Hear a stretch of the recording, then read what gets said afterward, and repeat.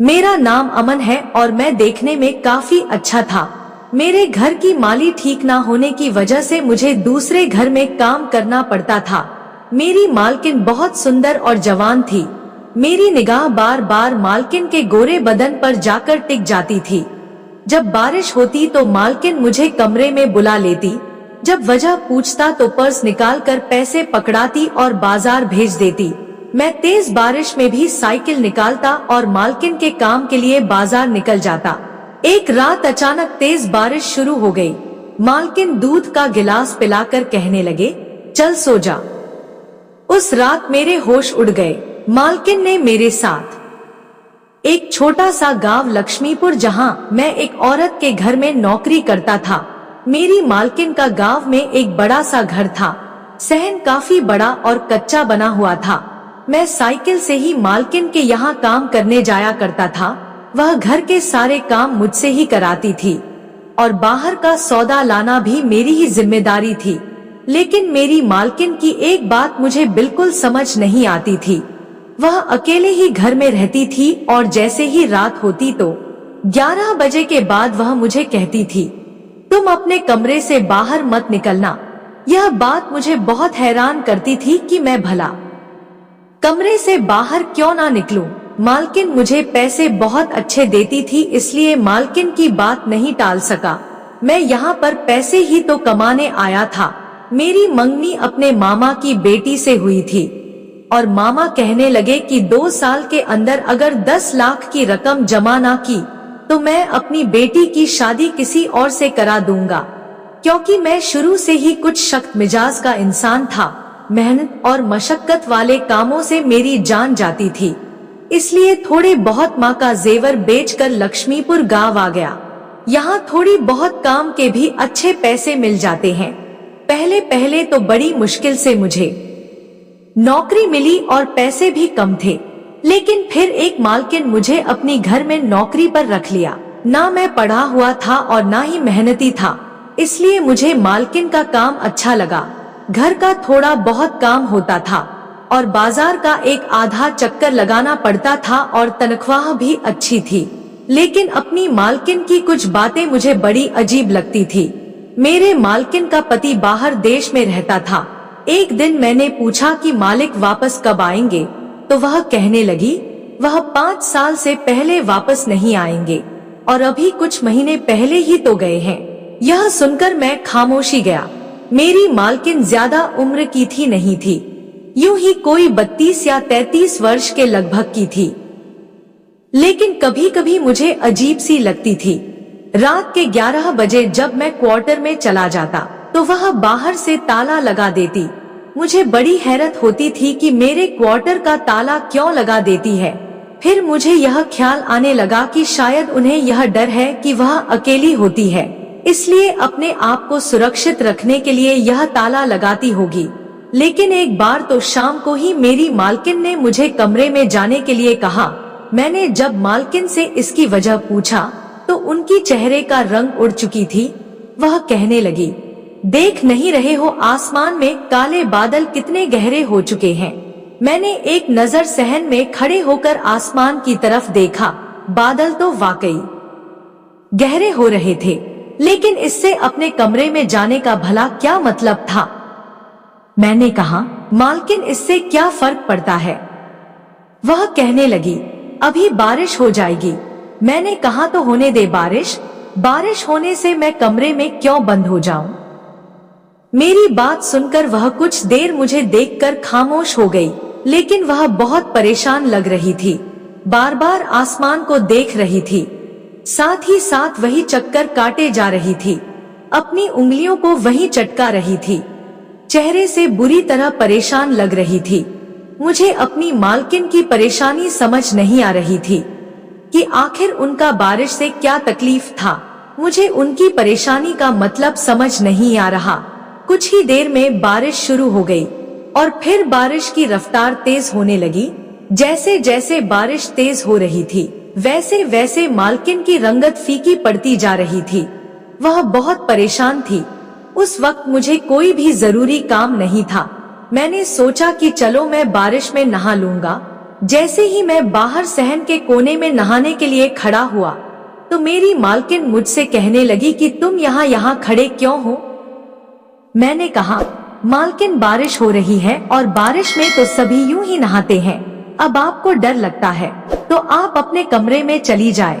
मालकिन कहने लगी कि ऐसा करो, तुम इधर आओ। उन्होंने मुझे अपने कमरे की तरफ आने का इशारा किया। यह बात भी मेरे लिए काफी हैरान करने वाली थी, क्योंकि जब से मैं उनके घर में काम कर रहा था उन्होंने कभी भी मुझे अपने कमरे में आने को नहीं कहा था। मैं धीरे धीरे चलता हुआ मालकिन के कमरे की तरफ बढ़ गया। वह अपनी अलमारी से पैसे निकालने लगी, मुझे पैसे दिए और कहने लगी कि जाओ घर का सामान ले आओ। मैंने कहा, अभी सुबह ही तो मैंने हर चीज पहले ही लाकर रख दी है, कोई भी ऐसी चीज ना थी जिसकी कमी होती। मैंने कहा, अब क्या लेकर आऊं? मालकिन कहने लगी, ऐसा करो, एक हफ्ते का राशन और ले आयो। मैंने कहा, अभी इतनी तेज बारिश हो रही है, इसमें तो सारा सामान भीग जाएगा। वह कहने लगी, मेरे पैसों का सामान ही भीगेगा ना, तुम क्यों फिक्र करते हो, तुम जाओ यहाँ से। मुझे तो इस औरत की अक्ल पर हैरत हो रही थी। इतनी तेज तूफानी बारिश में वह मुझे राशन लाने के लिए कह रही थी, इसमें तो दाल चावल आटा सब कुछ बर्बाद हो जाता। मैंने कहा, मालकिन आप पूरे सामान का बेड़ा गर्क करना चाहती है, इतनी तेज बारिश में सब कुछ खराब हो जाएगा। उन्होंने मुझे एक प्लास्टिक का मजबूत थैला दिया और वह कहने लगी, इसको पकड़ो और इसमें सारा सामान डाल लेना, जल्दी जाओ और निकलो मेरे घर से बाहर और 2 घंटे से पहले वापस मत लौटना। पता नहीं क्यों मुझे महसूस हो रहा था कि मालकिन मुझे बाहर निकालना चाहती है। मुझे बड़ी हैरत हुई थी। मैंने पैसे लेकर जेब में रख लिए और बाहर चला गया। बारिश का तो मैं वैसे भी शौकीन था, इसलिए साइकिल पर बैठकर बारिश का भी मजा लेता रहा और राशन की दुकान पर पहुंच गया। राशन वाले को पैसे पकड़ाए और मैंने कहा, दाल चावल आटा जो कुछ भी है वह सब पैक कर दो। मैंने उससे कहा, जब तक सामान पूरा भरो मैं थोड़ी देर में आता हूँ और मुझे कोई जल्दी नहीं है, चाहे तो तुम 2 घंटे लगाकर सामान पैक कर देना। मेरी बात पर वह मुझे हैरत से देखने लगा और मैं बारिश में नहाते बच्चों के साथ मिलकर खुद भी नहाने लगा। हालांकि मेरी उम्र 19 साल थी, लेकिन मुझे बारिश में नहाने का बड़ा ही शौक था। गली में बच्चे नहा रहे थे और साथ ही फुटबॉल खेल रहे थे। मैं भी उनके साथ फुटबॉल खेलने लगा। पूरे 2-2.5 घंटे बाद जब बारिश काफी हद तक बारिश थम गई तो मैं सामान लेकर वापस आ गया। कुछ सामान भी भीग गया था, लेकिन जब घर पहुंचा तो सामने का मंजर देखकर मैं कुछ परेशान सा हुआ था। मालकिन सहन में बैठी रो रही थी। मुझे तो उनके रोने की वजह समझ नहीं आ रही थी, लेकिन जैसे ही मैं घर के अंदर दाखिल हुआ तो मालकिन मुझे देखकर फौरन से अपने आंसू साफ करने लगी। मैंने उनकी तरफ देखा तो उनकी आंखें बहुत सूजी हुई थी, जैसे पिछले 2-3 घंटों से लगातार रोते जा रही थी। मैं भी परेशान हो गया। मैंने कहा, मालकिन सब ठीक तो है?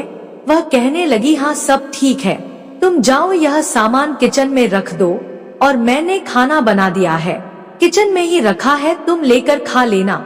यह कहकर वह अपने कमरे में जाकर बंद हो गई। मुझे बड़ी हैरत होती थी। मेरी मालकिन बड़ी अजीब थी, ना तो वह किसी मोहल्ले वाले के घर जाकर उनसे मिलती थी, ना ही किसी मोहल्ले वाले औरत को अपने घर आने देती थी। वैसे भी मालकिन के पति बाहर देश में रहता था। मुझे समझ नहीं आती कि मालकिन अकेले घर में रहकर बोर नहीं होती है। मैं तो चाहता था कि आसपास पड़ोस में रहकर दोस्ती बढ़ाए, लेकिन नहीं, कोई भी मालकिन के घर नहीं आता था। अगर कोई गलती से आ भी जाता तो मालकिन उसके साथ ऐसा गलत रवैया करती कि वह दोबारा यहाँ आने का नाम ही ना लेता। यह मानसून का महीना था, इसलिए 2 महीना तो बरसात लाजमी होनी थी, लेकिन मुझे अपनी मालकिन के बाद बहुत ही हैरान करती थी कि जब भी आसमान पर बादल छाने लगता है और उनकी लगता है कि बारिश हो जाएगी, तो मुझे पैसे देकर कहती कि जाओ घर से बाहर निकलो और सामान ले आओ। कभी कहती कि यहाँ से यह लेकर आ जाओ, कभी कहती वहाँ से वह लेकर आ। वह ऐसी जगह मुझे भेजती जो कोसों दूर होती थी। जहाँ से वापसी पर मुझे 2-2.5 घंटे लगे जाते थे। मैं घर आता तो वह रो रही होती थी। ना मुझे उसके रोने की वजह समझ आती थी, ना ही बारिश में मुझे बाहर भेजने की। मैं रोजाना बारिश में नहा नहा कर मेरी अब तबीयत खराब होने लगी थी। आज सुबह से ही मुझे छींकें आ रही थी और बुखार भी हो रहा था। मालकिन ने जब बारिश होते देखी तो कहने लगी, जाकर सामान ले आओ। मैंने कहा, मालकिन मुझे बुखार है, मैं नहीं जा सकता। वैसे भी घर में अच्छा खासा राशन मौजूद है, महीना भर भी अगर राशन ना आए तो भी हमें जरूरत नहीं पड़ेगी। मेरी बात सुनकर वह परेशान सी हो गई थी। मेरी आंखों और मेरे चेहरे को देखकर कहने लगी, ऐसा करो, मैं तुम्हें गर्म दूध देती हूँ और साथ में बुखार की गोली भी खा लो और आराम कर लो। मुझे बड़ी हैरानी हो रही थी कि ऐसी मेहरबानी पहले तो मालकिन ने मुझ पर कभी नहीं की थी।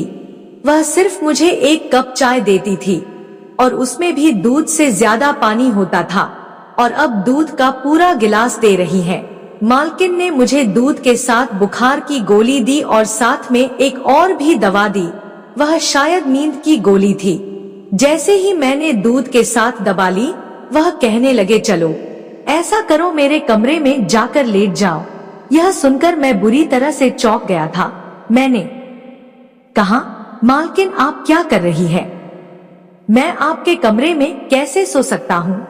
कहने लगी, बारिश के होने से मौसम काफी ठंडा हो गया है और जिस कमरे में तुम सोते हो वहाँ की छत से पानी टपकती है। तुम बीमार पड़ जाओगे तो फिर तुम्हें कौन संभालेगा?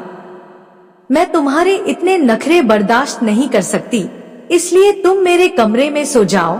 घर में और भी कमरे हैं, मैं वहाँ लेट जाऊंगी। मैंने कहा, मालकिन आप मुझे किसी दूसरे कमरे का बता दीजिए, मैं आपके कमरे में नहीं सो सकता। मुझे बात बहुत ही अजीब सी लग रही थी और अपनी मालकिन के इस बात पर हैरत हुई थी कि वह मुझे अपना कमरा क्यों दे रही थी, जबकि घर में और कमरे भी खाली थे। अगर उन्हें मेरा इतना ही ख्याल था तो वह मुझे किसी दूसरे कमरे में सोने को कह सकती थी, अपना ही कमरा क्यों? मेरी बात सुनकर वह मुझे गुस्से से घूरने लगी।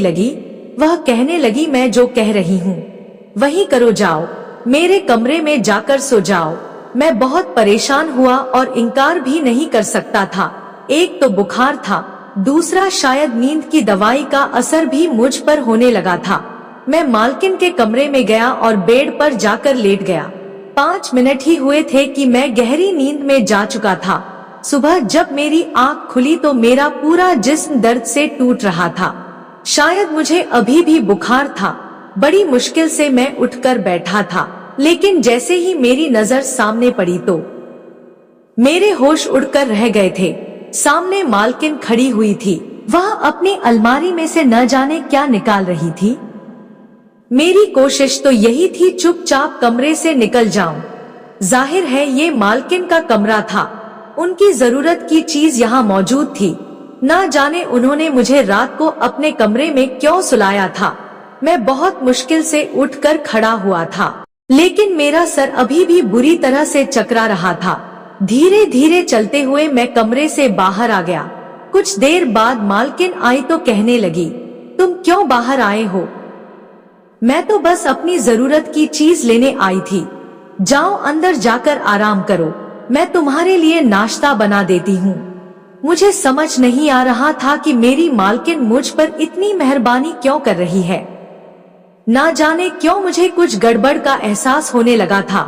ऐसा लग रहा था कि जो कुछ हो रहा है वह ठीक नहीं है। वह एक घर की औरत थी और बड़ी खूबसूरत भी थी। वह 32 साल की लग रही थी, लेकिन जवान और बहुत खूबसूरत थी। मुझे उनके कमरे में रहना बिल्कुल भी सही नहीं लग रहा था। मैंने कहा, नहीं मालकिन, मैं यही ठीक हूँ, मैं चलता हूँ। अपने क्वार्टर में जाकर अपनी चारपाई पर लेट गया, लेकिन फिर मुझे एहसास हुआ कि पानी टपकने से मेरी चारपाई भीग गई थी और अभी भी मैं गिले बिस्तर पर लेटा हुआ था। बुखार मुझे पहले से था, इसलिए कंपकपी सी होने लगी थी। मालकिन मेरे लिए कुछ नाश्ता बनाकर लाई थी। वह जब मुझे कांपते हुए देखा तो कहने लगे, देख लिया तुमने अपनी जिद का नतीजा। कह रही थी ना कि मेरे कमरे में जाकर लेट जाओ, लेकिन तुम बहुत ढीठ हो। यह कहकर उन्होंने मुझे बाजू से पकड़कर सहारा देने लगी ताकि मुझे खड़ा कर सके। उस वक्त मैं बुखार की वजह से इस कदर कमजोरी का शिकार हो चुका था कि उसके सहारे से ही उठा। बाद में मैं उनका हाथ पीछे कर दिया और चलते हुए मालकिन के कमरे में जाकर बैठ गया। उन्होंने मुझे नाश्ता दिया और फिर से दवाई दे दी। रात तक मेरा बुखार टूट चुका था, तबीयत भी काफी हद तक सही हो गई थी। पूरा दिन मालकिन ने मेरी अच्छी सेवा की थी। मैंने कहा, आप तो बहुत अच्छी है, मुझे तो लगा था कि आप बहुत गुस्से वाली मिजाज की है। यह सुनकर उनके चेहरे पर अजीब से अंदाज छा गए थे। फिर किसी गहरी सोच में चली गई और कहने लगी, मैं अच्छी नहीं हूँ, बहुत बुरी हूँ। यह कहने के बाद उन्होंने अपनी आंखों में जमे आंसू साफ किए थे और तुरंत कमरे से बाहर चली गई। मुझे बड़ी हैरत हुई कि आखिर मामला क्या है। आज रात भर बारिश तेज हुई। मालकिन की रंगत उड़ने लगी। वह कहने लगी, ना जाने क्यों रोज रोज ये बारिश हो जाती है, कब यह मौसम बदलेगा और मेरी जान को सुकून आएगा। मैं बहुत परेशान हूँ इस बारिश की वजह से। मैंने कहा, मालकिन बारिश आपको क्या करती है? कहने लगी, तुम नहीं जानते, यह बारिश मेरी जान के दुश्मन है। मैं हैरान था, यह कैसे हो सकता है। फिर उन्होंने मुझे दूध का गिलास दिया और साथ में नींद की गोली भी दे दी। मैंने कहा, मालकिन यह क्यों खाऊं? अब तो मुझे बुखार नहीं है। कहने लगी, बस तुम यह खा लो और मेरे कमरे में सो जाओ। मैंने कहा, नहीं, अब मैं ठीक हूँ, अब मैं अपने कमरे में सो सकता हूँ। इस बार मैंने नींद की गोली नहीं खाई थी, बस मालकिन को दिखाने के लिए ऐसा किया जैसे गोली मैंने अपने मुंह में डाल दी, लेकिन मैंने हाथ से गोली पीछे फेंक दी थी, जो मालकिन की नजर में नहीं आई थी। मैंने दूध का गिलास पिता और यूं करने लगा जैसे मुझे नींद आ रही है। मैं घर के ही दूसरे कमरे में जाकर लेट गया, क्योंकि मेरे कमरे में बारिश का पानी आता था। इस कमरे की खिड़की बिल्कुल सहन में खुलती थी। हालांकि मालकिन का कमरा अंदर की तरफ था, वहां से सहन साफ नजर नहीं आता था। मैं देखना चाहता था कि आखिर मालकिन को बारिश में परेशानी क्या होती है, वह क्यों मुझे बाहर भेज देती है, और जब मैं आता हूँ तो वह रो रही होती है। मैं चुपके से कमरे की खिड़की पर जाकर खड़ा हो गया। मुझे लगता था कि जैसे सहन में ही कोई परेशानी है, क्योंकि जब बारिश होती है मेरी मालकिन सहन में बार बार देखती रहती है। अब भी बारिश हो रही थी। मुझे पक्का यकीन था कि मालकिन सहन ने जरूर आएगी। अभी यही सोच रहा था जब मालकिन सहन में आई। सहन बिल्कुल कच्ची मिट्टी का था। मालकिन एक कोने की तरफ जाकर मिट्टी खोदने लगी। मुझे हैरत हो रही थी कि वह क्यों मिट्टी इकट्ठी करेगी। मिट्टी उठा उठाकर वह दूसरे कोने की तरफ फैलाती और इसके ऊपर दूसरी डालने लगती और उसे अपने हाथों से बराबर करने लगती। मुझे लग रहा था कि जैसे इस मिट्टी को वह छुपाने की कोशिश कर रही है, या मिट्टी के अंदर कुछ ऐसा है जो बारिश की वजह से दिख जाएगा। उन्हें डर था कि कहीं वह मिट्टी वहां से हटने से अंदर की चीज दिखने ना लगे। शायद मालकिन का कोई जेवर या पैसे इसके अंदर है जो मालकिन छुपाना चाहती है।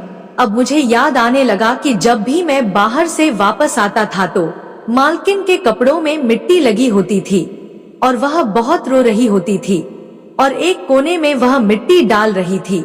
वह हिस्सा पूरा मिट्टी से ढका हुआ होता था। पहले कभी मैंने इस बात पर इतना ध्यान नहीं दिया था, लेकिन आज सब कुछ याद आ रहा था। कुछ देर बाद मालकिन यही करती रही और फिर रोने लगी। रोते हुए वह अपने कमरे में चली गई। मैं कमरे से बाहर निकला और उस मिट्टी को हटाकर देखा तो मेरे होश उड़ गए।